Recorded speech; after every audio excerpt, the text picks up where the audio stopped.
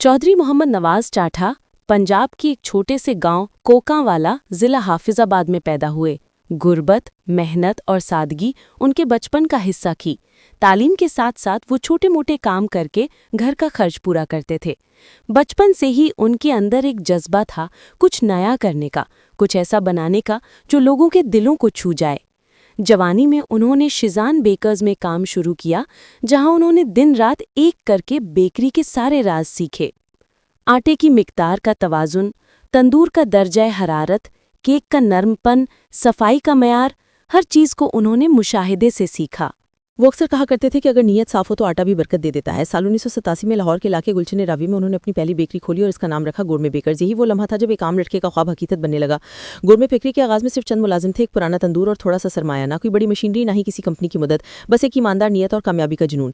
शुरू में हालात बहुत मुश्किल थे, कभी आटा वक्त पर नहीं मिलता, कभी बिजली चली जाती, कभी ग्राहक कम आते, लेकिन मोहम्मद नवाज ने एक बात जहन में बिठा ली थी कि गुरमे का मेयार कम नहीं होना चाहिए, चाहे मुनाफा कम हो जाए। वक्त गुजरता गया, गुरमे ने नाहौर के आवाम का दिल जीत लिया। लोगों ने गुरमे को महज एक बेकरी नहीं बल्कि इत्मीनान का नाम समझना शुरू कर दिया। सफाई, ताजगी और जायके ने गुरमे को एक ब्रांड बना दिया। वो दौर जब दूसरी बेकरी अमीरों के लिए कि गुरमे ने आम आदमी को मेयारी चीज सस्ती कीमत में दी। लोगों ने कहना शुरू किया जहां गुरमे वहां इत्मीनान। फिर गुरमे फूड्स ने बेकरी से आगे बढ़ने का फैसला किया। उन्होंने कदम रखा कोल्ड ड्रिंक, दूध, आइसक्रीम, पानी और दीगर फूड आइटम्स की दुनिया में। यूं gourmet Cola, gourmet milk, gourmet ice cream, वो गुरमे वाटर जैसे ब्रांड्स वजूद में आए। गुरमे अब सिर्फ एक बेकरी नहीं रहा बल्कि एक पूरा फूड एम्पायर बन गया।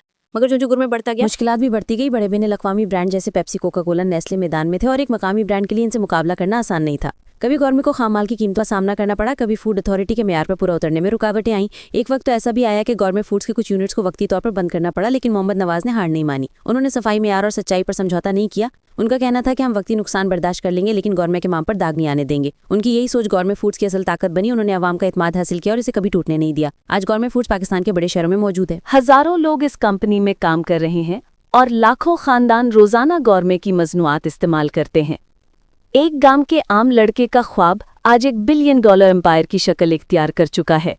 गौरमे फूड्स की कहानी सिर्फ कारोबारी कामयाबी की कहानी नहीं, ये एक ऐसे पाकिस्तानी की दास्तान है जो ख्वाब देखने से नहीं डरा और जिसने अपने पसीने से एतमाद का नाम तख्लीक किया।